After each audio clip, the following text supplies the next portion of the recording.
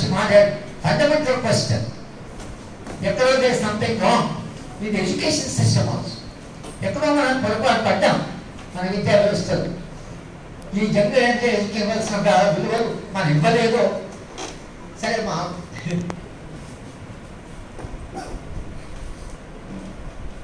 అమర్తి దేశాయ్ అని మాకు UGC chairman ఉండేది, చాలా ఓల్డ్.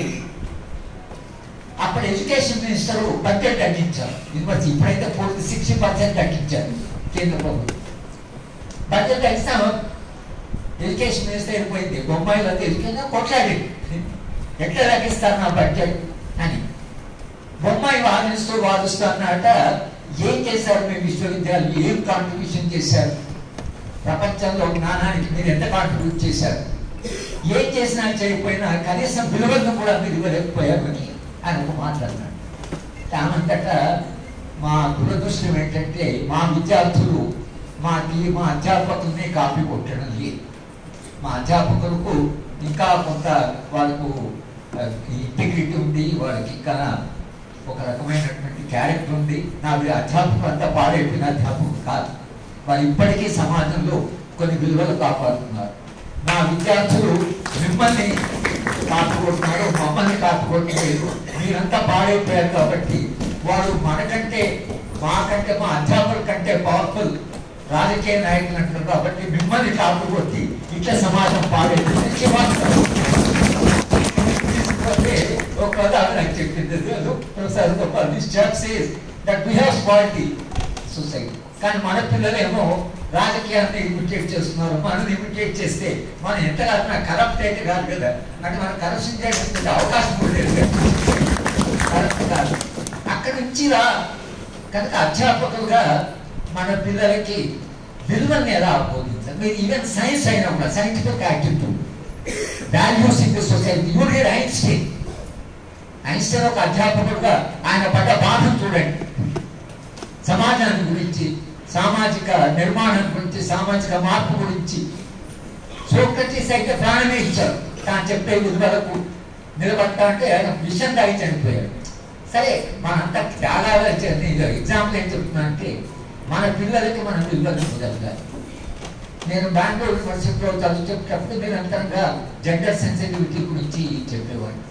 జెండర్ సెన్సిటివిటీ చెప్పిన తర్వాత నేను లాస్ట్లో ఒక ఇంటర్వ్యూ ఉండేది మా పిల్లల అందరికీ. ప్రతి పిల్లలు ఇంటర్వ్యూ చేసి ఒక 20 మార్కులు ఉండేది. అది మన ఎంఏ అయిన తర్వాత ఒక ఇంటర్వ్యూలా కోర్స్ అయిన తర్వాత నేను అమ్మాయిని అడిగేవాడిని, ఏమమ్మా మన అబ్బాయిల యాటిట్యూడ్ మీ పట్ల ఏమన్నా మారిందా, క్లాస్లో నిరంతరంగా జెండర్ కూడా చెప్తున్నాను కదా అంటే మిగతా పిల్లలకు కొంటే మెరుగు కానీ పెద్ద ఏం బాధేశారని అమ్మాయిలు అనేవాడు. పేరుని అడిగేవాడిని. నేను చెప్పిన లెక్చర్ ప్రభావం మీద ఎట్లేదు సార్, అమ్మాయిల పట్ల మా అభిప్రాయం కొంచెం మారింది. మరి వాళ్ళు మారలేదు అంటున్నారా అంటే ఏమో సార్ మేమైతే చాలా వారి మీద చాలా గౌరవంగా ఉన్నాం. అంటే ఈ విలువలు ఇవ్వడం అనేది సాధించే సరిపోతున్న అంశాలు. ఈ విలువలు ఏవైతున్నాయో సమాజంలో తీసుకెళ్ళారు. ఒక అధ్యాపకుడు సమాజంలో ఒక కీలకమైన పాత్ర నిర్వహించగలడు అనేది జయశంకర్ సార్ అయినా కోదండ అంశాలైనా వాళ్ళు ఇచ్చినటువంటి గ్రేట్ కాంట్రిబ్యూషన్. సమాజానికి ఉండడం అనేది అది అవసరమే కావచ్చు. ఎందుకంటే కనీసం ఒక మారల్ ప్రజెన్స్, ఒక నైతికమైన ప్రజెన్స్ రాజకీయాలు ఉంటాడు. కొంత కాకుండా కొంత ప్రభావం వేస్తుంది కదా అని ఒక ఆశ. ఎందుకంటే పనిచేసే వాళ్ళందరూ ఒక స్వభావము, వాళ్ళ గుర్తులు, వాళ్ళు చేసే కానీ ఈ పొలిటికల్ సిస్టంలో పనిచేయడం చాలా కష్టం. నాకైతే ఆ సాహసం లేదు. కోదండరామ్ సార్కి ఆ సాహసం ఉంది కనుక నాకు అడ్మిరేషన్ ఉంది ఆయనకి. ఎందుకంటే ఆయన ఆ సాహసం చేసి రాజకీయాలు వెళ్ళాడు, ఇవాళ శాసనసభకు వెళ్ళాడు. రేపు ఇంకా పెద్ద బాధ్యతలు తీసుకోవచ్చు. దానికి చాలా కరేజ్ కావాలి, అంటే అందరికి సాధ్యం కావాలి, దానికి పెద్ద కరేజ్ కావాలి. సక్సెస్ తప్పకుండా ఆయన సక్సెస్ఫుల్గా తన పాత్రను నిర్వహించాలని. కానీ మనం నేర్చుకోవాల్సిన ఏంటంటే సమాజంలో అధ్యాపకులు ఒక పాత్ర నిర్వహించాలి. మీరు సైన్స్ టీచర్స్ కూడా ఉండొచ్చు. మీరు సైన్స్ టీచర్స్ వారు చేసిన సాక్రిఫైస్ సాధారణమైన సాక్రిఫైస్ కాదు. అధ్యాపకులు అని చెప్తున్నాను. మీరు స్టోరీ ఆఫ్ ఫిలాసఫీ అనే పుస్తకం చదివితే ఎంతమంది ఫిలాసఫర్స్ విశ్వవిద్యాలయంలో పనిచేసేవాళ్ళు అప్పటికి ఆర్థడాక్సీ మతము క్రిస్టియన్ మతం చాలా మతోన్మాదంలో ఉన్న సందర్భం అది. వీళ్ళు సైన్స్ చెప్తున్నారు, సైంటిఫిక్ యాటిట్యూడ్, సైంటిఫిక్ టెంపర్. కొందరి ప్రొఫెసర్లకు ఇచ్చిన పనిష్మెంట్ ఏంటంటే చర్చ్ వెళ్ళే ముందు చర్చ్ ద్వారం దగ్గర పడుకోవాలి. ఆ ప్రొఫెసర్ చర్చిలో వెళ్ళే ప్రతి వాడు వాడిని తొక్కుతూ పోవాలి లోపలికి. అట్లా పడుకున్న వాళ్ళు ఉన్నారు. అంటే ఇమాజిన్ ఏమి అంటే ఇవాళ మనకి స్వతంత్రము, స్వేచ్ఛ, ఇక కూర్చొని మాట్లాడుకుంటానికి ఎంత త్యాగం ఉంది దాని మీద. సరే, ఇప్పుడు అదంతా చరిత్ర మన ఏమైనా కూడా సమాజంలో మనకు ఒక పాత్ర నిర్వహించవలసిన డెమాన్స్ట్రేట్. అంటే వ్యక్తి పాల్గొన్నారు కదా ఉద్యమంలో డైరెక్ట్గా. పాల్గొనమే కాదు, నిజానికి తెలంగాణ ఉద్యమంలో చరిత్ర ఎట్లా అసిస్ట్ చేస్తుందో మనకు తెలియదు, కానీ తెలంగాణ ఉద్యమంలో ఉపాధ్యాయులు, అధ్యాపకులు నిర్వహించిన పాత్ర ఇది రికార్డ్ అవుతుంది. నాకు కూడా తెలంగాణ ఉద్యమంలో ఒక కాన్ఫిడెన్స్ అంటే జయశంకర్ సార్ అన్నాడు, కోదండరామ్ సార్ అన్నారు. Kodanda is chairman of political joint action committee. కనుక తెలంగాణ ఎక్కడో సేఫ్. అన్ఫార్చునేట్లీ జయశంకర్ సార్ గారు పాస్ రవి, I wish he live longer. Kodandaram సార్ని పూర్తి పాత్ర లేకుండా చేసేసారు. దానికి ఎంత పవర్ఫుల్ ఆలోచించండి. ఈయన ఇంత ఎదగడం అనేది ఏదైతుందో వాళ్ళకు నచ్చదు. ఈ మారల్ స్టేచర్, ఈ నైతికమైనటువంటి బలం ఏదైతుందో సమాజంలో ఉంటే, రాజకీయాల్లో ఉంటే, వాళ్ళకందరికీ ఒక భయం వేసి ఆయన పాత్రను ఎంత నిర్వీర్యించామో అంత నిర్వీర్యం చేశారు.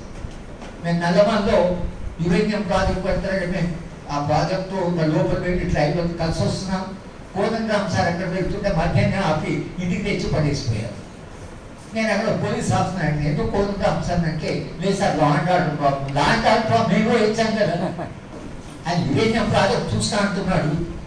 అక్కడ ఏం తక్కువ ట్రైబల్స్తో మాట్లాడి మీకేంటి అసలు అభ్యంతరం?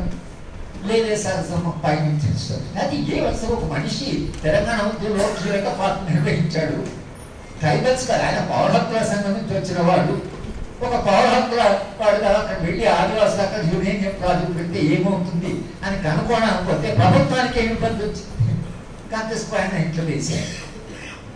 పాత్ర నిర్వహించలేదు, రాజకీయాలు కోఆపరేట్ చేయలేకపోయాయి. కానీ సరే వాళ్ళ కొంత పరిస్థితి మారింది. మళ్ళీ తెలంగాణలో కొంత చైతన్యం పెరుగుతున్నది. చైతన్యం పెరుగుతున్న దశలో కొంత రాజకీయాల్లో కూడా మార్పు వచ్చింది. ఈ దశలో తప్పకుండా కోదండరామ్ సార్ కొంత పాత్ర ఉంటుంది. పూర్తిగా పాత్ర అనేది గతం కాదు, ఇప్పుడు తప్పకుండా కొంత పాత్ర ఉంటుంది. సార్ ఎమ్మెల్సీ కూడా అయ్యారు కాబట్టి అక్కడ కూడా కౌన్సిల్లో ఒక వాయిస్ ఉంటుంది, ఒక డెమోక్రటిక్ వాయిస్.